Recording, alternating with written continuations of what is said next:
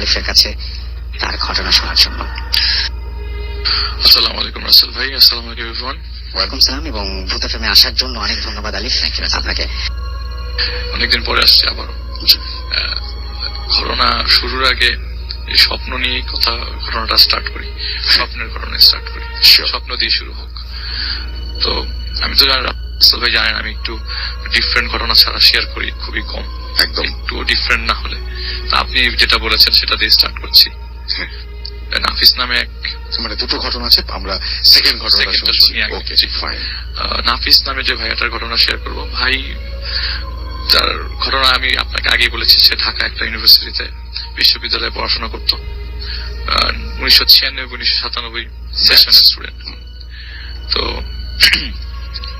উনি যখন পড়াশোনা করে তখন রাজশাহীতে তার বাবা মা থাকতো। তো রাজশাহীতে থেকে সে ঢাকায় এসে পড়াশোনা করা স্টার্ট করে এবং আসলে ইউনিভার্সিটির ওই হোস্টেলেই থাকা হতো শুরুর দিকে। পরবর্তী সময়ে হোস্টেল চেঞ্জ করে, মানে হোস্টেলে একটু ঝামেলা থাকবার কারণে কয়েকজন বন্ধু মিলে ডিসিশন নেয় যে তারা একটা বাসা নিবে। তো মিরপুরের সাইডে আশেপাশে একটা জায়গায় বাসা ভাড়া নেওয়া হয়। তো 96-97 ঘটনাটা আসলে রাসেল ভাই 1999 সালের। আচ্ছা। তো যে বাসাটা ছিল না, সাধারণ বাসা বাড়ি আর কি। তো যে বাসাটা নেয় সেটা মেস বাড়ি। তো তখন এত মেস বাড়ি ছিল না, এখন অনেক মেস বাড়ি আছে। তো এত মেস বাড়ি ছিল না, ঢাকা শহরে খুব কম ছিল। ফ্যামিলি বাসায় সবাই প্রেফার করতো। তো তারা একটা বাড়ি পায় যে বাড়িতে শুধুমাত্র মেসই ভাড়া দেওয়া হয়, শুধু বাড়িওয়ালা থাকতো বিল্ডিং এর পাশে। আচ্ছা। তো তারা থাকতো 4 তলা, তো 2 ইউনিটের বাসা। তো তারা থাকতো 4 তলা। ঠিকই ছিল। তো বন্ধের সময় চলে আসে, এখন ঈদ, রমজানের ঈদ। তো ঈদ শেষে তারা ফিরবে আর কি বাড়িতে। ঘটনা হচ্ছে যে ঈদের ছুটি ছিল 7 দিন। রমজানের ঈদ তো প্রায় 7-8 দিনের ইউনিভার্সিটির বন্ধ ছিল, বেশি দিনেরই ছিল। কিন্তু দুর্ভাগ্যবশত রাসেল ভাই সবাই তো ঢাকা থেকে চলে যেত, আর তো আরো মানুষ কম ছিল এর আগে, 96-97-99 ঘটনা মানুষ আরো কম ছিল। তো বাসাটা পুরো খালি ছিল বলতে গেলে।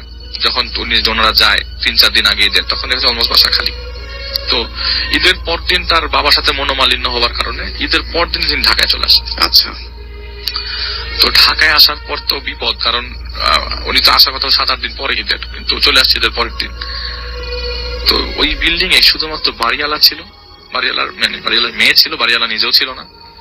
আর ওই পুরো বিল্ডিং এর মধ্যে তিনি ছিলেন, আর ভাগ্যবশত তার পাশের রুমের এক ভাই ছিল।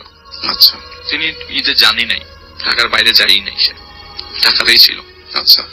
তো ভাগ্যবশত বলার কারণগুলো একটু পরে বলছি। তো উনি যখন আসে বাসায় দেখে যে তো বুয়া যে রান্না করতো সে বুয়াটাও নাই। তো তাকেই রান্না করে খেতে হবে, একটা কমন চুলা ছিল বাসার ভিতরে। তো সে দেখে যে বাসাতে কোনো খাওয়া দাওয়া কিছু নাই। তো সে ট্রাঙ্ক থেকে কিছু টাকা নেয়, টাকা নিয়ে সন্ধ্যা 7টার দিকে মাগরিবের নামাজ পড়ে সে মানে বাজারের দিকে বের হয় কিছু নিয়ে আসার জন্য, যাতে কেউ খেতে পারে যতদিন পর্যন্ত বুয়া না আসে। অ্যাটলিস্ট 2-1 দিনের খাওয়া তো মেসের লোক জানেনি তো ভাই কি ধরনের খাওয়া খেতে পারে, তো সাধারণ ভাবে যতটুকু রান্না করে খাওয়া যায় আর কি। তো সে রান্না করার জন্য বাজার নিয়ে আসে এবং যে টাকাটা বাঁচে সেটা ট্রাঙ্কে রাখবার জন্য ওই আস্তে আস্তে রাত 9টা বেজে যায়, ট্রাঙ্কে রাখবার জন্য যায়। তো ট্রাঙ্ক খোলার সময় যে ট্রাঙ্কটা ধরে দেখে ট্রাঙ্কটা প্রচন্ড বরফের মতো ঠান্ডা। আচ্ছা। আউট অফ নোওয়্যার ওই রুমের ভিতরে, আমি আগের থেকে বলে দিই রাসেল ভাই, ওই রুমটা ছিল তাদের 3 ফ্রেন্ডের। তো ওই ফ্রেন্ড গুলা কেউ ঈদের ছুটি শেষে বা ঢাকায় আসেনি তখন, খালি ওই ফ্ল্যাটের মধ্যে, ওই ফ্ল্যাটের মধ্যে মাত্র 2 জন, তিনি আর পাশের রুমের এক ভাই। ওনার সাথে ওনার এতটা ইন্টিমেসি ছিল না, বাট এমনি হাই হ্যালো ছিল, দেখা সাক্ষাৎ ছিল, কারণ টাকা পয়সা তো সবাই একসাথেই ফ্ল্যাটের ভাড়া দেওয়া হতো।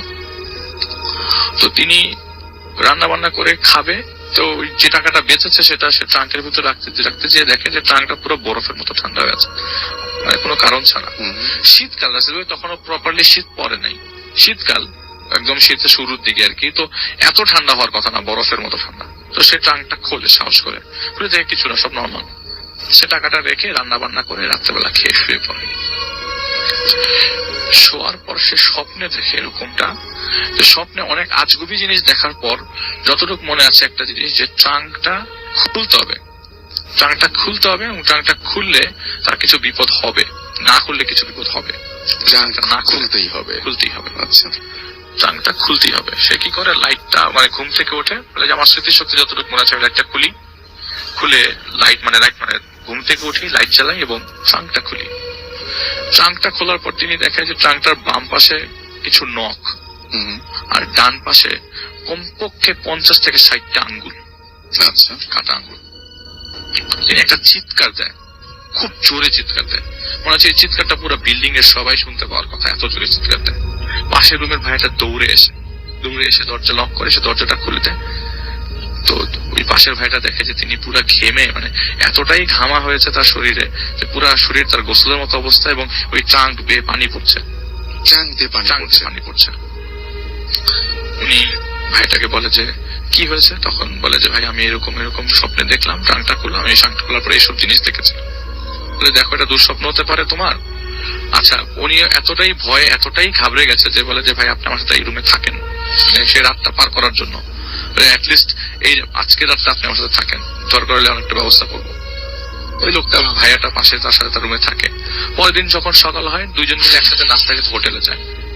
হোটেলে যাওয়ার পর ওই ভাইটা বলে যে শোনো, তোমাকে রাত ভোরে আমি ডাকলাম, তুমি অথচ ঘুমের ঘোরে কথা বলতে বলতে বসে দাঁড়িয়ে গেছো, আমি তোমাকে বসাতে পারছি না, শোয়াতে পারছি না, এত খারাপ অবস্থা তোমার, তোমাকে একটা ডাক্তার দেখাতে হবে। আমি জানি না তোমার কি হয়েছে, কি সমস্যা, তবে অবশ্যই ডাক্তার দেখাতে হবে। তোমার ফ্রেন্ডারও ভালো বলতে পারবে তুমি রাত্রেবেলা ঘুমানোর সময় কোনো সমস্যা করো কি না। তো বলে যে এখন তো ডাক্তাররা সবাই ছুটিতে চলে গেছে, তুমি এক কাজ করো, ঘুমের একটা ওষুধ খাও, রাত্রেবেলা ঘুমটা ভালো হয়। আচ্ছা। ঘুমটা ভালো হওয়ার কারণে ঘুমের ওষুধ খাওয়ায়।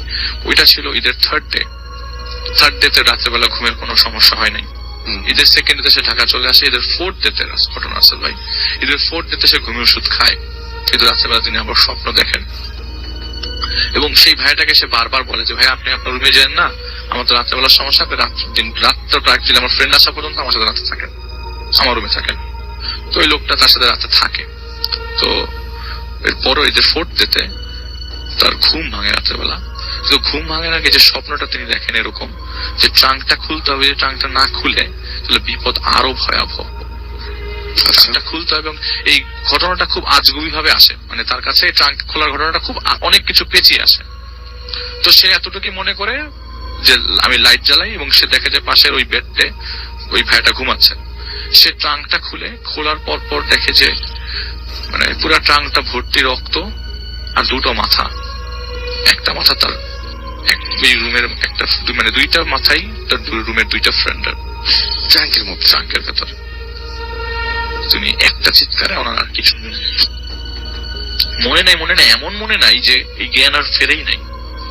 তো পরবর্তী সময়ে যে ভাইটা তার সাথে ছিল সে হসপিটালে নিয়ে যায়। হাসপাতালে নিয়ে যাওয়ার পর ডাক্তার ওখানে, মানে যারা ইমার্জেন্সিতে ছিল সেসব ডাক্তাররা তাকে হসপিটালাইজ করতে বলে, এবং 18 ঘন্টা কোনোভাবে তার জ্ঞান ফেরে নাই। ডাক্তাররা নর্মাল করবার পর ফ্যামিলির লোকজন আসে, এটা হয়ে যায় ঈদের 6th ডে। জ্ঞান ফেরার পর সে যখন নর্মাল হয় তখন বলে যে আমি এই ঝামেলায় পড়েছিলাম, আমি স্বপ্নে এগুলা দেখেছি। তার বাবা একটা হুজুর নিয়ে আসে। হুজুর নিয়ে আসার পরে বলে যে আপনি, হুজুর যেটা বলছে যে আপনাকে বোবায় ধরছে, বারবার বোবা ধরছে, এবং আপনার মুভমেন্ট গুলা। তখন ওই যে ভাইয়াটা তার পাশে শুয়েছিল তার কাছে কিছুদিন ইনফরমেশন নিল যে সে যখন রাত্রে ঘুমায় দুইটা পা খুব শক্ত করে সে বাড়ি দিতে থাকে ঘুমন্ত, মানে ঘুমার অবস্থায়। এটা সে খেয়াল করে এবং হঠাৎ করে সে দাঁড়িয়ে যায়। কিন্তু রাসেল ভাই ট্রাঙ্কের ভেতরে দুইটা মাথা দেখার কারণ কি? তো পরবর্তী সময়ে সেই জিনিসটা কানেক্ট করে। ঈদের 7th ডেতে জানতে পারে যে ঈদের 4th দিন তার দুটো ফ্রেন্ড ঢাকায় আসবার পথে রোড অ্যাক্সিডেন্টে মারা যায়। আচ্ছা। তার যে রুমমেট ছিল তারা রোড অ্যাক্সিডেন্টে মারা যায়, এবং তাদেরই কাটা মাথা। কেন? পরবর্তীতে হুজুর বলে যে এটা বোবায় ধরার কারণে সে কিছু পানি দেয়, কিছু অ্যাডভাইস করে যে এগুলো করতে হবে। পরে সে জানতে পারে কাটা মাথা হওয়ার কারণ হচ্ছে ওই যারা যেসব ফ্রেন্ড ওই বাসে ছিল, একটা ফ্রেন্ড মাত্র, মানে 3 জন ফ্রেন্ড আসবার পথে একটা ফ্রেন্ড পেছনে ছিল। তো উনি বলেছে যে ওই বাসটা মুখোমুখি সংঘর্ষ হওয়ার সময় দুইটা বডি ছিটকে যায়। কারণ হচ্ছে ওরা টিকিট পায় নাই, ড্রাইভারের পাশে যে ইঞ্জিন ওইখানে সিটে বসেছিল, ওই দুইটা ফ্রেন্ডই সাথে হেল্পারটা একদম ছিটকে বাসার সামনে অপোজিটে পড়ে পড়ে। তো গ্লাসে লেগে নাকি মাথা দুটোগুলো আলাদা হয়ে যায়, তো জোরে ধাক্কা লাগে, মাথাগুলো থেতলে যায়, মাথাগুলো আলাদা হয়ে যায়, এবং সেটাই সে ট্যাঙ্কের ভিতরে সাদৃশ্য করতে, মানে সেটাই সে ট্যাঙ্কের ভিতরে দেখে। পরবর্তীতে তো ম্যাচ করে ফেললো যে সে যেটা স্বপ্ন দেখেছে, সে যেটা স্বপ্নের থেকে উঠে ট্রাঙ্ক খুলেছে এবং বলে যে আমি ট্রাঙ্কটা যে খুলেছি নিজের হাতে খুলেছে এবং একদম পুরো মাথা আমার ক্লিয়ার ছিল যে আমি ট্রাঙ্কটা খুলে দুটা মাথা দেখতে পাচ্ছি। এবং এবং যেটা শুনলাম, মানে অনেক ঘটনায় আমরা শুনি এই ঘটনাটা পুরো ট্রাঙ্ক নিয়ে, এবং ঈদে আসার সময় হ্যাঁ, সবচেয়ে বড় ব্যাপারটা হচ্ছে এখানে যে ট্রাঙ্কটা ভেতরে কাটা মাছ তো অবশ্যই। আমার কাছে এখনো প্রশ্ন থেকে গেল যে ট্রাঙ্কটা তো ঠান্ডা কেন হতো, আর এই পানির উৎস কোথায়? এটাই হচ্ছে রাসেল ভাই পরবর্তী সময় ওই হুজুর বলে যে ট্রাঙ্কটা ফেলে দেওয়ার জন্য এবং ট্রাঙ্কটা যেন ওই বাসায় না রাখে, তাকে কিছু পানি পড়া দেওয়া হয়, কিছু নিয়ম কারণ বলে দেওয়া হয় এবং তার বাবা মা বলে যে তোমাকে আর মানে মেসে থাকতে হবে না, তুমি হয় হোস্টেলে ব্যাক করো, আদারওয়াইজ অন্য বাসা নিয়ে থাকো। এই ট্রাঙ্কটা রাসেল ভাই পরবর্তী সময় রাখেন আর কি বাসাতে, কারণ ট্রাঙ্ক থেকেই তো লাস্ট এই 3-4 দিনে, ঈদের 3-4 দিনে তার সাথে লাইফের সবচেয়ে বড় ঘটনাগুলো ঘটে যায় এবং তার 2টা ফ্রেন্ড যে হারিয়ে যাচ্ছে তিনি এটা সংকেত পায় ট্রাঙ্ক থেকে। অদ্ভুত। আমরা ট্রাঙ্ক নিয়ে একটা ঘটনা শুনলাম, রাইফের কাছে সেকেন্ড ঘটনা যেটা আছে ওটা আরো চমৎকার, কিন্তু ওর জন্য আরেকটু রাত জাগতে হবে। আমরা এখন চলে যাব কিছু মেসেজে এবং মেসেজ পড়বো আমরা ফেসবুক থেকে। মেসেজ তো না, আমরা কমেন্ট পড়বো। তো কমেন্ট গুলো এরকম, ইরফান শাহ আমাদের দিচ্ছেন, চিটাগং থেকে শুনছেন। ইকরাম হুসাইন সিলেট থেকে শুনছেন। তিনি দেশের বাইরে যারা আছেন তারা প্লিজ একটু কমেন্ট করবেন, আপনাদের মেইল পড়লে আমরা ইন্সপায়ার্ড হই এবং ভালো লাগে আমাদেরকে। দেখতে পাচ্ছি ইমরুল হায়দার আছেন এবং এই মুহূর্তে আপনাদের সাথে আমরা মানে পরিচয় করিয়ে দিচ্ছি আমাদের, যাদেরকে পরিচয় করার কিছু নাই। আফনান ভাই, এবং আফনান ভাই তার ঘটনাটা শোনাবেন। আফনান ভাই, কোন ঘটনাটা আমরা শুনছি ফার্স্টে? রংপুরের যে ঘটনাটা। ওকে, তাহলে আমরা শুরু করি রংপুরের ঘটনাটা দিয়ে। আসসালামু আলাইকুম লিসেনার্স, সবাইকে শুভেচ্ছা। তো স্যার, এখন যে ঘটনাটি আমি বলবো এটি মানে সঙ্গত কারণে তার নাম ঠিক বলতে পারছি না। তো ঘটনাটি খুব বেশি দিন আগের নয়, 2012 সালের ঘটনা। তো যে ভাইয়ের কথা বলছি আর কি, উনি বুয়েট থেকে সিভিল ইঞ্জিনিয়ারিং শেষ করার পর উনি একটা প্রাইভেট একটা মানে ইঞ্জিনিয়ারিং ফার্ম উনি একটু দেন। তো উনি 2012 সালে রংপুরের এলজিআরডির একটা প্রজেক্টের কাজ উনি পেয়েছিলেন। আচ্ছা। তো উনি ওনার কাজের কারণে রংপুরে যেতে হবে, এরকম একটা জরুরি মানে একটা কাজ এসে দাঁড়ায় হঠাৎ করেই, যে সকালেই তাকে ওখানে থাকতে হবে সাইটে। তো ওনার ড্রাইভারটা আবার ছুটিতে ছিল। মজার বিষয়, ওনার ড্রাইভারের বাড়িও রংপুরে ছিল। তো উনি চিন্তা করলেন যে উনি নিজেই ড্রাইভ করে যাবেন, ফেরার পথে ওনার ড্রাইভারকে নিয়ে আসবেন। উনি যেই ভাবা সেই কাজ, উনি রাতের বেলা গাড়ি নিয়ে বেরিয়ে পড়েন। তো আমরা যারা ওই উত্তরাঞ্চলে যারা চলাফেরা করেছি, আমরা দেখেছি যে সিরাজগঞ্জের ওখানে ফুড ভিলেজ নামে একটা জায়গা আছে, ওখানে সাধারণত দূরপাল্লার গাড়িগুলো একটু ওয়েট করে, ওখানে মানে একটা ব্রেক দেয় খাওয়া দাওয়া বা মানে একটু ফ্রেশ হওয়ার জন্য, তারপর ওখান থেকে আবার যাত্রা শুরু করে। তো উনি ওখান থেকে গাড়িটা থামিয়ে ফুয়েল ভরে এবং খাওয়া দাওয়া করে আবার উনি গাড়ি চালানো শুরু করেন। আচ্ছা। তো ওখানে গাড়ি চালানোর মানে বেশ অনেক দূর যাওয়ার পর উনি হঠাৎ মনে করেন যে ইঞ্জিনে কোনো সমস্যা হচ্ছে, উনি ফিল করেন আর কি। আচ্ছা। তো উনি আসলে উনি তো রেগুলার গাড়ি চালান না। তো উনি তখন রাতের বেলায় ওনার ড্রাইভারকে ফোন করেন। তখন ড্রাইভার সব শুনে বলেন যে স্যার, ওই ইঞ্জিন আপনি একটা কাজ করেন, একটু পানি ঢোকান। এখন উনি বলে যে আমি তো পানি তো নিতে ভুলে গেছি, পানি তো নাই আমার কাছে। তখন উনি বলেন যে স্যার, আপনি বাইরে কোথাও যাওয়ার দরকার নাই, আপনি গাড়ি চালাতে থাকেন। তো রাস্তার দুই পাশে আপনি অনেক মসজিদ পাবেন। তো মসজিদের যে কলগুলো থাকে বা ট্যাপ লাইন যেগুলো থাকে, আপনি ওখান থেকে আপনি ছোট ড্রামে পানি ভরে নিন, তখন ইঞ্জিনে দিয়ে নিয়ে। তখন উনি বললেন যে হ্যাঁ, আইডিয়াটা আসলে খুবই ভালো। উনি চিন্তা করলেন যে ঠিক আছে, আমি গাড়ি চালাতে থাকি, পাশে কোনো মসজিদ পেলে আমি ওখান থেকে পানি নিয়ে নিব। রাস্তার ভাই উনি হয়তো কয়েক কিলো গিয়েছেন, হঠাৎ করে দেখলেন যে রাস্তার পাশেই একটা কল আছে। উনি চিন্তা করলেন যে আবার সামনে যাব, মসজিদ আছে, কত দূরে আছে তা তো জানি না, যদি পথে আবার গাড়ি ডিস্টার্ব দেয় তখন তো সমস্যায় পড়ে যাব। উনি চিন্তা করলেন যে এইখান থেকেই মানে কলের থেকে আমি পানিটা নিয়ে নিই। তখন উনি গাড়িটা ওখানে থামানোর পরে ড্রামে উনি পানি ভরছেন। তো ওই জায়গাটা কিন্তু রাসেল ভাই মানে মনে হচ্ছিল যেখানে ভরছে মানে ওই কলের আশেপাশে একটা জঙ্গলের মতো, মানে ওটা একটা নিস্তব্ধ একটা জায়গা। তো এবং আশেপাশে কোনো লোকালয়ও নাই, উনি খেয়াল করছিলেন আর কি। হয়তো এটা সরকারি কোনো কল, মানে পথচারীদের জন্য হয়তো এটা ওখানে আছে। উনি ভেবে ওখান থেকে উনি পানি নিলেন, আবার উনি যাত্রা শুরু করলেন। তো ওনার আবার রাসেল ভাই ওই মানে ধূমপান করার অভ্যাস ছিল। আচ্ছা। তো উনি হঠাৎ মানে ওনার ধূমপানের নেশা যখন চেপে গেল, তখন উনি চিন্তা করলেন যখন গাড়িটা ব্রেক ছিল ফুড ভিলেজের ওখান থেকে উনি ওই সিগারেটের প্যাকেট কিন্তু ভুলে গেছে। আচ্ছা। তখন উনি চিন্তা করেন হয়তো আমি যাওয়ার পথে দেখি কোনো দোকান খোলা পাই কিনা। আর তখন রাত বাজে রাসেল ভাই প্রায় 2:30 কি 3টা, অনেক রাত। অনেক রাত। তখন আশেপাশে কোনো দোকান খোলা থাকার কথাও না। সেটাই। তারপর উনি গাড়ি চালাচ্ছেন, তো হঠাৎ দেখলেন যে রাস্তার পাশে একটা দোকান, দোকানের ছাপটা অর্ধেক খোলা হয়েছে, একটা লোক বের হচ্ছে। তো আচ্ছা। উনি মনে করলেন যে এইটাই যাই, একটু হয়তো বা কাজ হতে পারে। তখন ওই দোকানের কাছে গাড়িটা থামিয়ে দোকানিকে বললেন যে ভাই আপনি কি আমাকে 1 প্যাকেট সিগারেট দিতে পারবেন? তখন বললেন হ্যাঁ দিতে পারবো। তো উনি যে সিগারেটটা চাইলেন, হ্যাঁ তার কাছে ওটা ছিল। তো সিগারেট 1 প্যাকেট নেওয়ার পরে দোকানি বলছে যে স্যার দূরের পথ, আপনি একার জন্য 1 প্যাকেট নিলেন, আপনার গাড়িতে আরো যারা আছে তাদের জন্য কয়েক প্যাকেট নিবেন না? তখন উনি বলেন যে কি ব্যাপার, তুমি গাড়িতে আবার কোথায় কাকে দেখলা? আমি একাই তো গাড়ি নিয়ে আসছি। তখন ওই লোকটা বলে ওই যে স্যার আপনার গাড়িতে লোক বসে আছে, আমি দেখছি 3 জন লোক বসা। তখন উনি মনে করেন যে হয়তো বা এই লোকটা সদ্য ঘুম থেকে উঠেছে বা নেশা করেছে, মানে এরকম ভুলভাল বকছে কেন। উনি তাকে একটা ধমক দিয়ে সিগারেটের টাকা পরিশোধ করে দ্রুত গাড়িতে এসে বসে আবার গাড়ি চালানো শুরু করেন। তো আসলে গাড়ি যখন উনি চালাচ্ছিলেন হঠাৎ ফিল করছিলেন যে মানে গাড়িতে একজন শুধু ড্রাইভার গাড়ি চালালে গাড়ির যে ওয়েটটা হয়, আর গাড়িতে যদি ভরা থাকে, যখন 4 জন লোক থাকে তখন কিন্তু গাড়ির আরেক ধরনের ওয়েট হয়। তো উনি ফিল করলেন যে গাড়িতে মনে হচ্ছে যে পিছনে এবং তার পাশে 3-4 জন লোক বসে আছে এবং হালকা ফিস ফিস ফিস ফিস শব্দ হচ্ছে, মানে কথা বলছে এরকম মনে হচ্ছে। আর একটা বিষয় হচ্ছে ভাই, গাড়ির মধ্যে উনি এসি চলা অবস্থায় উনি ফিল করছিলেন যে গাড়ির মধ্যে অস্বাভাবিক রকমের গরম। আচ্ছা। অথচ এসি চলছে। তখন উনি চিন্তা করলেন যে কি ব্যাপার, এসি দিয়ে কি গরম বাতাস বের হচ্ছে কিনা। উনি হাত দিয়ে দেখেন না, এসি দিয়ে ঠান্ডা বাতাস বের হচ্ছে, গাড়ির মধ্যে অস্বাভাবিক রকমের গরম। তখন উনি এসিটা বন্ধ করে দিয়ে গাড়ির কাঁচ নামিয়ে দিলেন। কাঁচ নামাতে গিয়ে রাসেল ভাই হলো আর একটা সমস্যা, সেটা হলো কাঁচ নামাতে গিয়ে দেখা যাচ্ছে যে কাঁচ অল্প একটু নেমে আবার বন্ধ হয়ে যাচ্ছে। আচ্ছা। মানে উনি হয়তোবা উনি চিন্তা করলেন যে এটা হয়তোবা কোনো যান্ত্রিক ত্রুটির কারণে এটা হচ্ছে।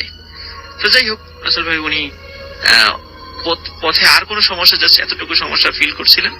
তারপর উনি যেহেতু মানে খুব এডুকেটেড এবং যেহেতু ইঞ্জিনিয়ারিং এ লেখাপড়া করেছেন, এই সমস্ত অতি প্রাকৃত কোনো বিষয় ওনার আসলে কোনো বিশ্বাস ছিল না। তার কারণে উনি ওগুলো আসলে কোনো পাত্তাই দেয়নি যে ডিফারেন্ট কিছু হতে পারে। তো উনি রংপুরে যান, ওখানে সার্কিট হাউসে উনি 3-4 দিন সেখানে ছিলেন, ওই সাইটের কাজগুলো দেখে তার যে ড্রাইভারকে নিয়ে আবার উনি ঢাকাতে ব্যাক করেন। এর মধ্যে আর কোনো সমস্যা রাসেল ভাই হয় নাই। তো উনি বাড়িতে আসার পর থেকে রাসেল ভাই উনি প্রতিদিন স্বপ্ন দেখতেন যে উনার যে 2 সন্তান, ওনার 2টা মেয়ে ছিল, একটা মেয়ের বয়স 5 বছর, একটা মেয়ের বয়স ছিল 2 বছর এবং ওনার ওয়াইফ ছিল। তো উনি স্বপ্ন দেখতেন যে কে বা কারা ওনার স্ত্রী এবং সন্তানদেরকে মেরে ফেলছে। আর উনি মানে গাড়ি চালাতে গিয়ে গাড়ি অ্যাক্সিডেন্ট করছেন, মানে উনি প্রতিনিয়ত এই স্বপ্নটা দেখতেন। তো উনি এটা প্রথম দিকে দুঃস্বপ্ন মনে করেই মানে এড়িয়ে দিতেন। উনি চিন্তা করেন হয়তো বা কাজের প্রেশার বেশি, হয়তো এই ধরনের দুঃস্বপ্নগুলো দেখেন। তো এর মধ্যে রাসেল ভাই ঘটেছে আর একটা ভয়ঙ্কর ঘটনা। তো বাড়িতে একটা অকেশন উপলক্ষে, মানে অকেশন ছিল, মানে কিছু গেস্ট আসবেন, এই কারণে উনি বেশ কিছু মাছ মাংস বাড়িতে কিনে নিয়ে আসেন। আচ্ছা। কিনে নিয়ে আসার পরে প্রথমে কিচেনে ওটা রেখে দেন, কিন্তু কিছুক্ষণ পর হঠাৎ মানে ওনার স্ত্রী চিৎকার করে ওঠে। উনি তাড়াতাড়ি যান, গিয়ে দেখেন ওনার ওই যে 2টো বাচ্চা, 2টা মেয়ে, যে 5 বছর এবং 2 বছর বয়সী 2টা মেয়ে, ওরা 2 জন বসে বসে কাঁচা মাছ চিবিয়ে খাচ্ছে। আচ্ছা। অথচ ওরা কিন্তু মানে রান্না করা মাছ মানে ছুঁয়েও দেখতে না, মাছ তাদের ভালো লাগে না, কিন্তু ওরা কাঁচা মাছ বসে বসে খাচ্ছে। এবং খাওয়ার সময় ওদের শরীরের ভিতর থেকে মনে হচ্ছে একটা গড় গড় আওয়াজ, মানে বিড়াল গড় আওয়াজ করলে যেরকম হয় এরকম আওয়াজ, এবং অদ্ভুত মানে তাদের চোখের রং হয়ে গেছে। এটা দেখে মানে ওই বাচ্চার মা অত্যন্ত ভয় পায়, কিন্তু তার বাবা দ্রুত তাদের হাত থেকে ওই মাছটা ফেলে দেয়। তাড়াতাড়ি তাদেরকে মানে ভালো করে হাত মুখ ধুয়ে তাড়াতাড়ি চিন্তা করে যে তাকে ডাক্তারের কাছে নিতে হবে, নাহলে এই ধরনের বিষয় কাঁচা মাছ কেন খাবে। তখন ডাক্তারের কাছে নিয়ে যাওয়ার পরে ডাক্তার আসলে সেরকম কোনো সলিউশন দিতে পারে না। তারা জাস্ট কিছু এমনি নর্মাল কিছু ওষুধ টষুধ এগুলো লিখে দেয়। এগুলো লিখে দেওয়ার পরে মানে দেখা যাচ্ছে যে রাসেল ভাই ওই 2টা বাচ্চার আচরণও খুব অস্বাভাবিক, এবং তারা একটু পাগলের মতো আচরণ করা শুরু করছে প্রতিনিয়ত। তারা ভাঙচুর করে, এমনিতে খুব মানে সুস্থ এবং স্বাভাবিক খুব শান্তশিষ্ট বাচ্চা ছিল ওই 2টো, কিন্তু হঠাৎ করে সে ঘরের ভিতর ভাঙচুর শুরু করে, কোনো কথা হঠাৎ করে রেগে যায়, এমন কথা বলে যে স্বাভাবিকভাবে কিন্তু 5 বছর এবং 2 বছর বয়সী বাচ্চাদের মুখ থেকে স্বাভাবিকভাবে আমরা ওই কথা কিন্তু আসলে শুনি না, এমন কথাবার্তাগুলো বলতে থাকে। এবং এমন কথা বলে যে তার বাবার অতীতের কোনো ঘটনা বলছে। এটা শুনে আসলে অবাক হয় কিন্তু উনি এগুলো আসলে তার কোনো পাত্তা দেন না। আর একটা বিষয় রাসেল ভাই ঘটে, ওনার স্ত্রীর মধ্যেও এক ধরনের পাগলামি স্বভাব শুরু হয়ে যায়। আচ্ছা, তো তখন উনি রাসেল ভাই একটু বিষয়টা আমলে নিতে থাকেন যে হঠাৎ এরকম নিজে একটু ভাবিয়ে যান নাকি? তো একদিন রাসেল ভাই ওনারা ঘুমিয়ে আছেন, তো ওনার বাসাটা ছিল মানে ওনার বিল্ডিং এর 3rd ফ্লোরে। আচ্ছা, তো আবার 3rd ফ্লোরে থাকার কারণে ওই ওনার বাসার পাশে দিয়ে আবার কারেন্টের যে খাম্বাটা গিয়েছিল আর কি, কারেন্টের খাম্বা যে তারগুলো যায় ওনার জানালা দিয়ে দেখা যেত যে তার পাশ দিয়ে চলে গেছে আর কি। তো উনি রাতের বেলা মানে ওই দিন চাঁদনি রাত ছিল, উনি হঠাৎ ঘুম ভেঙে যাওয়ার পরে উনি দেখেন যে ওই ইলেকট্রিসিটির তারের উপরে 3জন লোক, বেশ মোটা সোটা লোক, ওই তারের উপরে বসে বসে গল্প করছে। আচ্ছা, তো উনি চিন্তা করছেন হয়তো বা ঘুম থেকে উঠে আমি মনে হয় দুঃস্বপ্ন দেখছি। তারের উপরে মানুষ বসে থাকা তো মানে পাখি বসে থাকতে পারে, কিন্তু মানুষ তো তারের উপর কাঠের তারের উপর বসে থাকতে পারে না। রাইট। তো উনি ভালো করে মানে চোখ কচলিয়ে দেখছেন যে আসলে কি উনি ঠিক দেখছেন কিনা। তো উনি যখন ভালো করে দেখার চেষ্টা করছিলেন রাসেল ভাই, হঠাৎ উনি মানে মানে দেখলেন যে তারের উপর বসা একটি লোকের মানে ওনার সাথে আই কন্ট্যাক্ট হয়ে গেছে। মানে দেখে ওরা বুঝে ফেলেছে যে তাকে দেখছে ওই ইঞ্জিনিয়ার সাহেব। আচ্ছা, তখন ওই লোকটি জানালা খোলা ছিল, মানে ওরা শরীরটা মোটা ছিল ওই তারের উপর যারা বসেছিল। একটা লোক মানে সা করে জানালার ভিতর দিয়ে চলে আসলো ঘরের মধ্যে। ঘরের মধ্যে এসে একদম সরাসরি ওই ইঞ্জিনিয়ার সাহেবের একদম মানে মুখের কাছে তার মুখ নিয়ে এসেছে, মানে তাকে দেখছে। তখন উনি মারাত্মক ভয় পান এবং উনি যেটা দেখেন যে মানে তার চেহারাটা অস্বাভাবিক রকমের কালো এবং চোখ দুটো জল জল করছে। ওই দৃশ্য দেখে উনি মানে জোর একটা চিৎকার দেন এবং ওনার চিৎকার যখন ওনার স্ত্রীর ঘুম ভেঙে যায় তখন ওনার স্ত্রীও ওই জিনিসটাকে দেখেন। আচ্ছা, এবং ওনার স্ত্রী যখন চিৎকার দেয় তখন ওই জিনিসটা মানে জানালা দিয়েই বের হয়ে যায়, কিন্তু জানালা তার একটা মানুষের পক্ষে কিন্তু ওই জানালা দিয়ে বের হওয়া সম্ভব নয়। তখন ওই 3টা জিনিসই অদৃশ্য হয়ে যায়। এইভাবে রাসেল ভাই মানে প্রতিনিয়ত মানে অনেক ঘটনা ঘটতে থাকে তার ঘরের মধ্যে। তারপরে উনি চিন্তা করেন যে অনেকের কাছে, তারপরে উনি অনেকের কাছে গিয়েছেন কিন্তু কিছুতে কোনো মানে সমাধান হচ্ছিল না। তারপর উনি চিন্তা করেন যে উনি উমরা করতে যাবেন, আল্লাহর কাছে দোয়া করবেন, আল্লাহর ঘরে গিয়ে যেন এই সমস্যাটা সমাধান হয়ে যায়। তো রাসেল ভাই উনি সপরিবারে উনি উমরা করতে যান কোন এক রমজান মাসে আর কি। ওখানে উমরা করার সময় সুদানের এক ভদ্রলোকের সাথে ওনার পরিচয় হয়। আচ্ছা, তো আলাপচারিতায় জানা যায় উনি সুদানের একটা মাদ্রাসার শিক্ষক। তো মাদ্রাসার শিক্ষক যেহেতু তখন উনি তাকে ওই বিষয়টা ইংরেজিতে বুঝালেন যে আমি এই ধরনের সমস্যায় আছি। তখন উনি বেশ কিছুক্ষণ চুপ করে থেকে উনি বললেন যে ওনার মানে হিসেবে আর কি ভাষায় উনি বললেন যে আসলে আপনি যখন যে রাস্তা দিয়ে গিয়েছিলেন, যে রাস্তাতে আপনি গাড়ি থামিয়েছিলেন, ওই জায়গাটাতে আসলে বেশ কয়েকটা দুষ্ট জিনেরা থাকতো।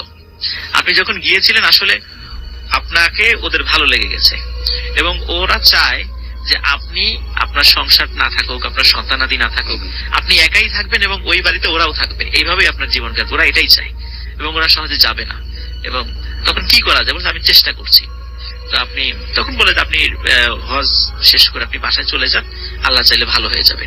তখন রাসেল ভাই উনি সত্যি বাসায় এসে মানে এরপর থেকে আর কোনো সমস্যা হয়নি। ওনার বাচ্চারা এখনো সবাই খুব ভালো আছে। আর ওই সুদানের ওই ভদ্রলোকের সাথে উনি তার ফোন নাম্বারও দিয়েছিল, কিন্তু পরবর্তীতে ওই ফোন নাম্বার উনি মানে দেখতে পান যে ওটা আসলে পৃথিবীর আমরা যে বিভিন্ন দেশের তো কান্ট্রি কোড থাকে ফোনে, দেখে যে পুরো ওয়ার্ল্ড এর কোনো দেশের কান্ট্রি কোডই ওইটা না। আসলে ওই লোকটি যে কে ছিলেন, কে কি ফোন নাম্বার দিল, আজও কিন্তু ওনার কাছে এটা রহস্যই রয়ে গেছে। কিন্তু সমাধান করে দিয়েছে। হ্যাঁ, সমাধান করে দিয়েছে। মানে এটা একটা অবিশ্বাস্য ব্যাপার ছিল রাসেল ভাই। এটাই ছিল রাসেল ভাই আমার প্রথম ঘটনা। Thank you so much. আপনার ঘটনার জন্য আপনাকে অনেক ধন্যবাদ। আমি দেখতে পাচ্ছি রাতের আলো আমরা দিয়েছিলাম সেরকমই। সরাসরি চলে যাচ্ছি ডক্টর আলিফের কাছে, তার ঘটনাটি শুনবো। থ্যাংক ইউ রাসেল ভাই। এখন কি ভয়েস ঠিক আছে রাসেল ভাই? একদম পারফেক্ট, পারফেক্ট। আচ্ছা, ওই আমি রাসেল ভাই বলতে চাচ্ছিলাম যে ঘটনায় ঘটনাকে টানে, ঘটনায় মানুষকে টানে সত্যি। তো আমি ছোট্ট 1 মিনিট একটা সময় নিই। হচ্ছে যে আমার যে ট্রেনার সুলতান ভাই আর কি, তো সে আমাকে বলে যে আলিফ ভাই আপনি তো ভূত এফএমে যান, অনেক ঘটনায় শেয়ার করেন, আমি একটা ছোট্ট ঘটনা বলি। এই যে লোকজন বলে যে আমাদের ঘটনা অনেকেই ঘটনা মানে ইয়া হয় যে ভয় লাগে না, শিহরণ জাগে না। তো তার কথা বলি, সে তার বাসাটা ছিল যে জায়গায় থেকে কাছাকাছি শ্মশান ঘাট। তো সে যখন ক্রিকেট খেলতো শ্মশান ঘাট থেকে প্রায় সময় মাথার খুলি চুল ধরে নিয়ে সে ফ্রেন্ডদেরকে ভয় দেখাতো। আচ্ছা। তো বলে যে আলী ভাই আপনি তো ভয়ের ঘটনাই বলেন, দেখেন আমার কত সাহস, একবার মাথা খুলে নিয়ে এসে ফ্রেন্ডদের সামনে নিয়ে আসতাম, এই দেখ মাথার খুলি, আর ও সব ভয় দৌড়ে পালাতো। তো এই শ্মশান ঘাটে যাওয়ার মতো সাহস কারো ছিল না, কিন্তু আমি শ্মশান ঘাটে বসে থাকতাম রাত ভরে।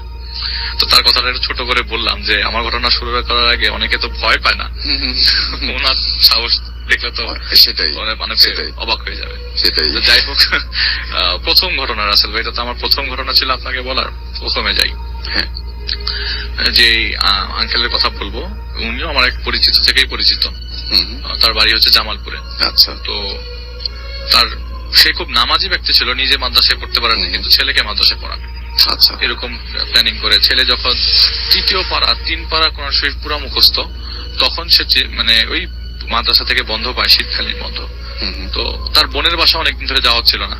তো তার বাসার থেকে ক্রস করার পরে, তার বাসা নদী ক্রস করে নদী পার হওয়ার পরে তার বোনের বাড়ি যেতে হয়। হুম, তো নদীটা পার করার পরে বালুর রাস্তা, প্রায় 1 কিলোমিটার বালু পার হয়ে যেত, অনেক বালু। তো ওইটা ক্রস করার পরে জঙ্গল একটু পরে তারপর 3টা বাড়ি ক্রস করার পর তার বোনের বাড়ি। তো হেঁটে যাওয়ার পথ, অনেকদিন আগের কথা, 10-15 বছর 20 বছর আগের কথা আজকে থেকে। তো হেঁটে যাওয়ার পথ অনেক, যখন রাস্তা সব মানুষজন এই নদী ক্রস করার পরে বাড়ি পর্যন্ত হেঁটেই যাওয়া লাগতো।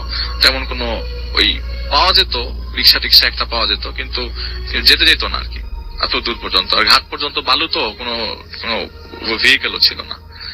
তো সে একদিন ডিসিশন নেয় যে ঠিক আছে তার বোনের বাড়ি যাবে। তো তার বোনের বাড়ি যাওয়ার আগে আমি আগে বলে দিই তার ঘটনা। তিনি হচ্ছে একজন রং মিস্ত্রি। রং মিস্ত্রি বলতে কি, তার হার্ডওয়্যারের দোকান আছে বাজারে, ওখানে রং বিক্রি করা হয়, আর ওই পিন টিন পেরেক টেরেক বিক্রি করে।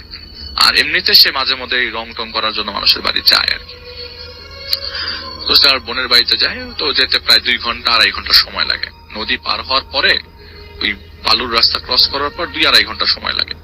সে তার বোনের বাড়িতে যায়, সারাদিন সারাদিন থাকে। তো সারাদিন থাকবার পরে সময় ডিসিশন নেয় যে তার বাড়িতে ব্যাক করতে হবে। যেহেতু 2-2.5 ঘন্টারই পথ, মানে বিকাল বেলায় ডিসিশন নেয় যে চলে যাবে। কারণ তার দোকানে যে ছেলেটা ঘুমোতো, তার মা বড় অসুস্থ, তো তার প্রতিদিন বিকাল বেলা ছাড়া সময় হয় না। তো বিকাল বেলা এসে দোকানে বসতো। তার পরের দিন ছিল হাট, তাকে যেতে হতো যে হাট তো পরের দিন আমাকে যেতে হবে, পরের দিন আমি আগে চলে যাবো, আজকে আমি থাকবো না। তো সন্ধ্যার দিকে ওই চিরামুড়ি খেয়ে সন্ধ্যার দিকে বেরিয়ে পড়ে বাসা থেকে, তার বোনের বাসা থেকে। আর বাচ্চাটা অনেকদিন ধরে ফুপির বাসা করছিল আর কি। তো সে রাস্তা দিয়ে রওনা দিয়ে দেয়।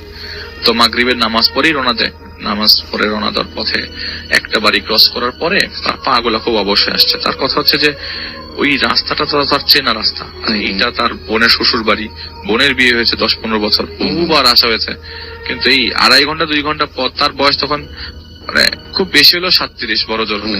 তো এত অল্প বয়সে হাঁটা চলাফেরা করে অভ্যস্ত, কিন্তু এই জায়গায় তার পাটা অসার হয়ে আসার কারণ কি?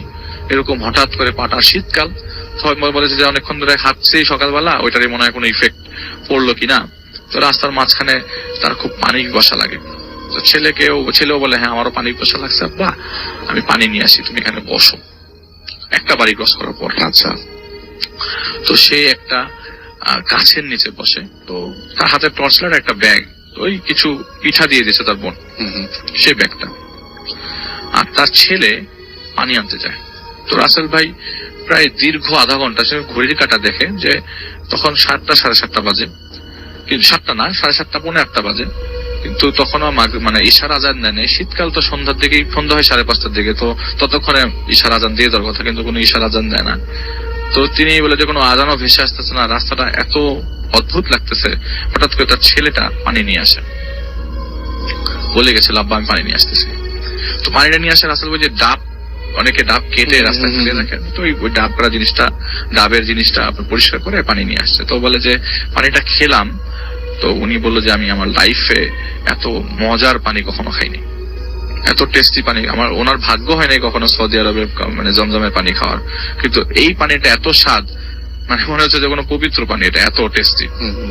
তো খাওয়ার পরে তার বলে যে আমি ওইটা খাওয়ার পরে মনে হচ্ছে যে আমি একদম শক্তি পেয়ে উঠলাম, মানে সে খুব চাঙ্গা হয়ে গেল, এখন এত হাঁটতে হবে। তো রাস্তা এসে তার ছেলের হাত ধরে হাঁটা শুরু করলো। রাস্তা দিয়ে ওখানে আরো একটা বাড়ি ক্রস করার পরে তার ছেলের কান্না শুরু হলো। ছেলে কান্না করে বলছে আব্বা আমার ক্ষুধা লেগেছে, আমাকে খাওয়াও। তো গ্রামের বাড়ির রাত, রাসেল ভাই তখন ঘড়িতে প্রায় 9টা বাচ্চা অবস্থা, হাঁটার রাস্তা। তো তার কাছে একটু অবাকও লাগতে থাকে যে যেই রাস্তাটা ঘাটের থেকে 2 ঘন্টা লাগে, 5:30 5:45 রওনা দেওয়ার রাস্তা এখন 9টা বেজে গেছে, এখনো পর্যন্ত তিনি ওই বালুর রাস্তাটা দেখতে পাচ্ছে না। তার কাছে খুব অবাক লাগতে থাকে। আর ছেলেটার কান্নাটা এতই অদ্ভুত যে তার ছেলের কান্না তো তার মুখস্থ, এই ছেলেটার কান্নাটা এরকম কেন?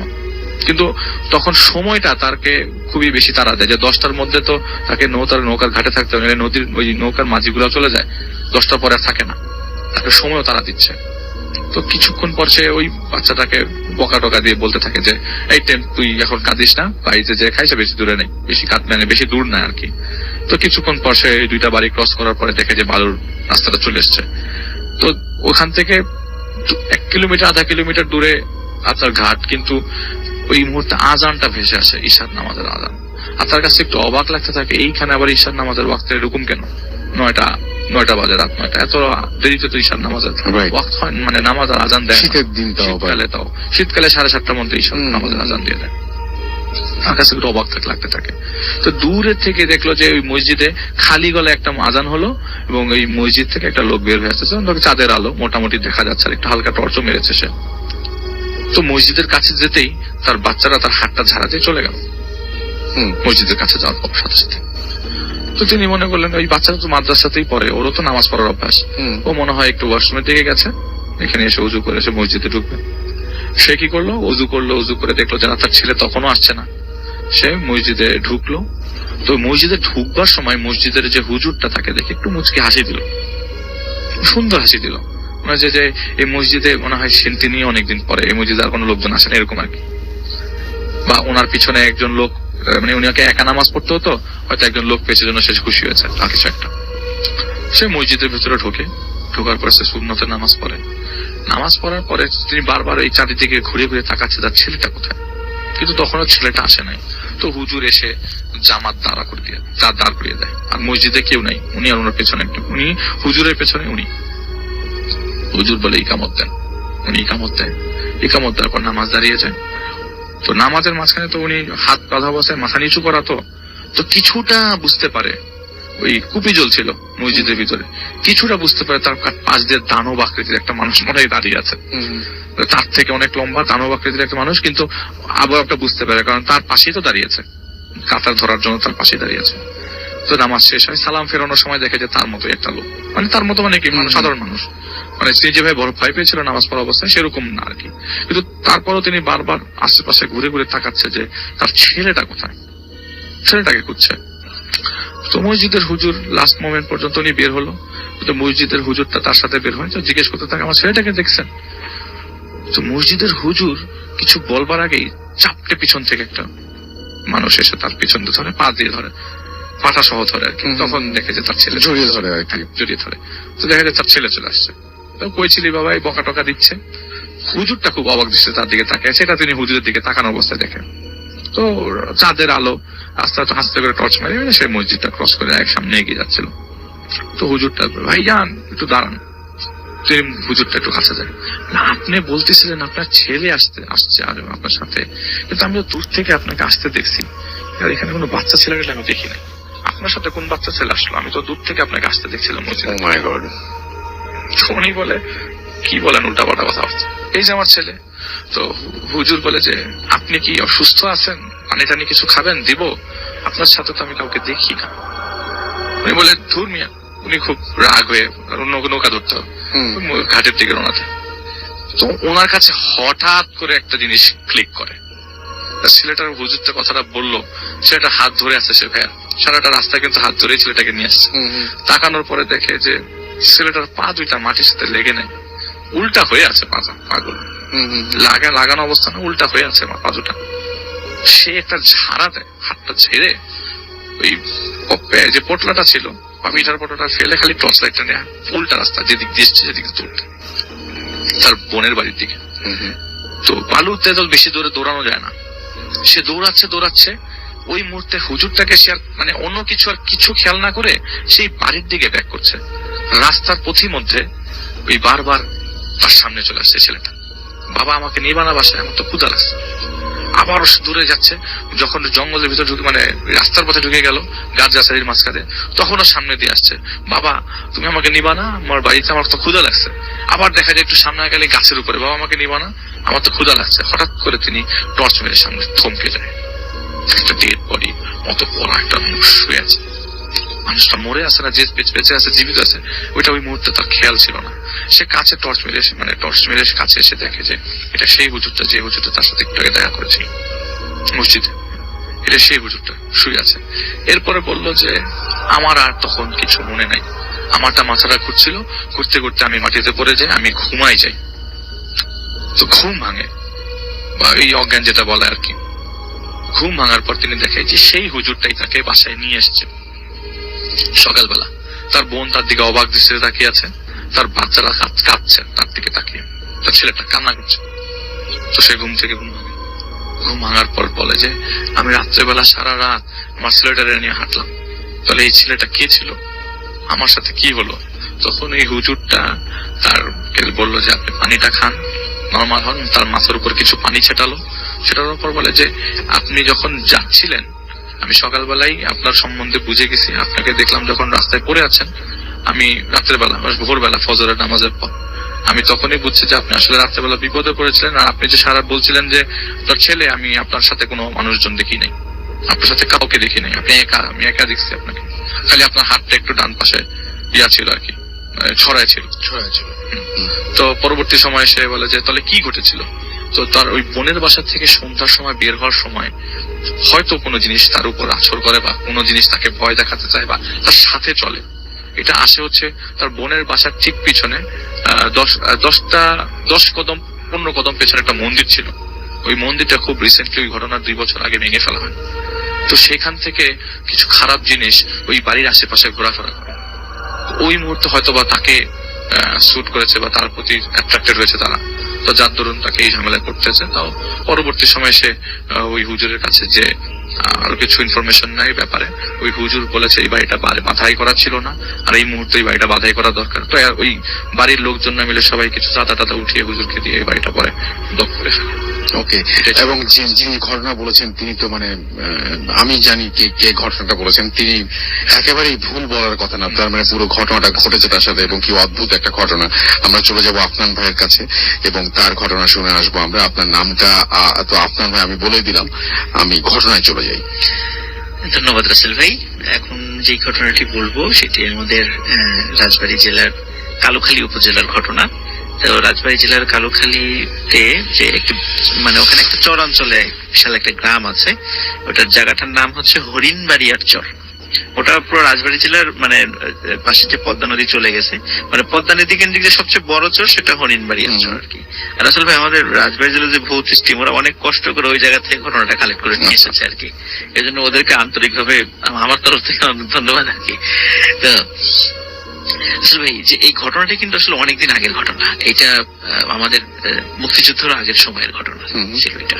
তো এটা এখনো এই ঘটনাটি ওই এলাকায় বেশ মানে পরিচিত, অনেকের মুখে মুখে ঘটনাটি চলে আর কি।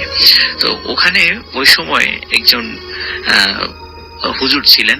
তো হুজুর উনি মসজিদে ইমামতিও করতেন, মাদ্রাসা শিক্ষকতা করতেন, এবং ওখানে ওনার ওই গ্রামে ওনার ব্যবসা বাণিজ্য ছিল, মানে একটা অবস্থাশালী ছিলেন আর কি। তো উনি মাদ্রাসা শিক্ষকতা এবং ইমামতি বাবদ কোনো টাকা পয়সাও নিতেন না, এবং উনি খুব ন্যায় বিচার করতেন। গ্রামের যে বিভিন্ন বিচার সালিশ যেগুলো হতো আর কি, অত্যন্ত ন্যায় বিচার করতেন, এবং অনেকেই ওনাকে বিভিন্ন সালিশে নিয়ে যেতেন আর কি। তো অনেক সময় দেখা যেত যে উনি ওই সালিশ শেষ করে বাসায় যেতে যেতে অনেক রাতও হয়ে যেত। তো ওনার বাড়িটা ছিল যে মেইন রাস্তাটা, সেখান থেকে আবার নেমে প্রায় আধা কিলোমিটার মানে ধান ক্ষেত পার হয়ে তারপর ওনার বাসায় যেতে হয়। তো একদিন উনি রাসেল ভাই আসছিলেন, হঠাৎ করে রাতের বেলা দেখছেন বেশ দাড়ি টুপি এবং জুব্বা পরা 3-4 জন লোক ওনার পথ আগলে ধরলো। আচ্ছা, আগলে ধরে বলতেছে যে তুই এই পথ দিয়ে আর আসা যাওয়া করবি না। তো উনি তো রীতিমতো খুবই অবাক যে এইরকম দাড়িওয়ালা জুব্বা পরা লোক হঠাৎ করে তুই তুকারি বলে কথা শুরু করেছে। তো সে বেশ চমকে গেছে, তাদেরকে সে চেনেও না, কখনো দেখেও নেই। বলে যে এটা তো আমার বাড়িতে যাওয়ার পথ, তা আমি কেন এদিক দিয়ে যাবো না? বলে না, এদিক দিয়ে গেলে আমাদের অসুবিধা হয়, এদিকে যাওয়া যাবে না। বলে তাহলে আমি যাবো কোন দিক দিয়ে? বলে যে এদিক দিয়ে যেতে পারবি না, এটা হলো কথা, কোন দিক দিয়ে যাবি আমরা জানি না। তো এক কথা দু কথা বেশ কথা কাটাকাটি হয় তাদের সাথে। তখন বলে যে আমি এদিক দিয়েই যাবো, হুজুর বলে আমি এদিক দিয়েই যাবো, তোরা যা পারিস করিস, এটা আমার বাড়িতে যাওয়ার পথ, আমি তোদেরকে চিনি না, তোরা এই গ্রামেরও লোক না। তখন যাই হোক সে বাড়িতে চলে যায় এবং বাসায় যাওয়ার পর তার স্ত্রীকে সব ঘটনা খুলে বলে। আচ্ছা, তখন স্ত্রী বলে যে হয়তো এটা অস্বাভাবিক কিছু, কিন্তু উনি বলে যে অস্বাভাবিক কিছু হলেও আল্লাহ তাআলার রহমত আমার উপর আছে, কোরআনের আয়াত পড়ে আমি ফু দিব, কোনো সমস্যা নেই। রাসূল ভাই উনি যখন তারপরও প্রতিনিয়ত ওই পথ দিয়ে উনি বাড়িতে যাচ্ছিলেন, একদিন একটা বিচার শেষ করে সালিশ শেষ করে আসার পর রাত প্রায় 2টো বেজে যায়। উনি আবার যখন রাস্তায় যাচ্ছিলেন হঠাৎ দেখলেন ঠিক ওই যে ওরকম জুব্বা পরা মানে শত শত লোক ওনার চারদিক থেকে ঘিরে ফেলেছে, ঘিরে ফেলে ওনাকে মেরেই ফেলবে এরকম একটা অবস্থা। তখন উনি দোয়া দুরুদ পড়তে থাকেন। যখন তারা খুব কাছে চলে এসেছে এমন একটা অবস্থায় হঠাৎ উনি দেখেন যে পূর্ব দিকের আকাশ থেকে মানে বিশাল আকৃতির একটা মানুষের মতো উড়ে উড়ে আসছে, এবং ওটা যখন ওর কাছে চলে আসে তখন ওই যে আশেপাশে রাসেল ভাই যত ওই লোকরা তাকে অ্যাটাক করতে এসেছিল দেখেন মুহূর্তের মধ্যে তারা হাওয়া হয়ে গেছে, এবং যখন হাওয়া হয়ে গেছে সব, এবং ওই জিনিসটাও আবার পূর্ব দিক থেকে এসেছিল ঘুরে আবার পূর্ব দিকে চলে যায়, মনে হচ্ছে তাকে বাঁচানোর জন্যই সেটা এসেছিল। কিন্তু তার সাথে কোনো কথা বলে নাই, হুজুরের সাথে কোনো কথা বলেনি। উনি বাসায় চলে যান, বাসায় যে ওনার স্ত্রীকে সব ঘটনা খুলে বলেন যে এই ঘটনা, পূর্ব দিক থেকে এরকম একটা জিনিস আসলো, আমি তো বুঝতে পারি নাই এটা কি, আমার সাথে কথাও বললো না, আমাকে বাঁচিয়ে চলে গেল। তো রাসেল ভাই তো উনি ওই দিন রাত্রে ঘুমিয়ে পড়েন। এর ঠিক 2 দিন পরে রাসেল ভাই উনি রাত্রেবেলা আর একটা সালিশ থেকে ফিরে আসার পথে উনি আর বাড়িতে ফেরেন নাই। সকালবেলা খুব হই হট্টগোল শোনা যায়। তো ওনার স্ত্রী মানে ওনার কাছে খবর আসে যে নদীর পাড়ে ওই হুজুরের ডেড বডি পড়ে আছে। রাসেল ভাই ওনার মানে ধর থেকে মাথাটা বিচ্ছিন্ন ছিল, শরীর থেকে হাত বিচ্ছিন্ন, এবং পায়ের হাঁটু 2 পায়ের হাঁটু থেকে পা বিচ্ছিন্ন ছিল, এবং এটা বিক্ষিপ্ত আকারে ছড়িয়েছিল। তো ওনার মতো এরকম একজন ভালো লোকের মৃত্যুতে মানে সারা গ্রামে শোকের ছায়া নেমে আসে, এবং এত মর্মান্তিক একটা মৃত্যু এটা কেউ মেনে নিতে পারছিলেন না। এখন সবাই বলে যে হুজুর রাত বেলাতে একা একা ফেরে, তো মনে হয় তাকে জিনে মেরে ফেলেছে, এরকম একটা কথা। তার স্ত্রীও বলে যে হ্যাঁ এরকমের কিছু সমস্যা হচ্ছিল, হয়তোবা জিনে মেরে ফেলেছে, এরকম একটা কথা হয়। এখন তাকে তো আসলে দাফন করতে হবে। এখন সমস্যাটা যেটা সৃষ্টি হয়েছিল ভাই, ওই গ্রামে একটা কবরস্থান ছিল, ওই কবরস্থানে কবর দেওয়ার কিছু নিয়ম কানুন ছিল। সেই নিয়ম কানুন হচ্ছে যে যাকে কবর দেওয়া হবে তাকে নামাজি হতে হবে, এবং কোনো অপমৃত্যু যদি কারো হয় তাকে ওই কবরস্থানে কবরস্থ করা যাবে না, কেউ যদি সুইসাইড করে এই ধরনের। তো এই জন্য ওই কবরস্থানটা সবার কাছে খুব মানে নাম করা একটা কবরস্থান ছিল 10 গ্রামের মধ্যে। এখন আসলে ওই গ্রামের 3 জন ব্যক্তি, খুব প্রভাবশালী ব্যক্তি, এনারা একটা ভেটো দিয়ে বসেন যে এই হুজুরের যেহেতু অপমৃত্যু হয়েছে সুতরাং ওনার লাশটা এখানে দাফন করা যাবে না। তখন আবার একটা গ্রুপ বলে যে ওনাকে তো হত্যা করা হয়েছে, উনি তার ইচ্ছা করে মারা যান নাই বা সুইসাইড করেন নাই, সুতরাং এখানে কবর দিলে সমস্যা কি? বলে না, এটা হোক সেটাই, কিন্তু এটা অপমৃত্যু, এখানে আমরা দাফন করতে দেব না। আসলে ভাই ওই 3 জন ব্যক্তি ওনাদেরকে একটা বিচারে মানে ইফটিজিং এর অপরাধে দোষী সাব্যস্ত করে তাদেরকে কিন্তু পুলিশে ধরিয়ে দিয়েছিল ওই হুজুরি, মানে একটা বিচারে। এই জন্য ওনার প্রতি তারা খুব ক্ষিপ্ত ছিল। তো ওনারা যখন এই ধরনের বিষয়ে বাদ সাধেন তখন প্রভাবশালী হওয়ার কারণে ওই হুজুরকে কিন্তু ওই কবরস্থানে দাফন করা যায় নাই। ওনাকে একটা মানে বাঁশঝাড়ের কাছে একটা সাদামাটা জায়গায় ওনাকে কবর দিয়ে আসা হয়। কবর দিয়ে আসার পরে মানে বেশ কয়েকদিন স্বাভাবিকভাবেই চলতে থাকে রাসেল ভাই। এর কয়েকদিন পরে একটা ঘটনা ঘটে, সেটা হলো যে ওই যে 3 জন রাসেল ভাই ওই যে ভেটো দিয়েছিল, এদের একজনের লাশ পাওয়া যায়।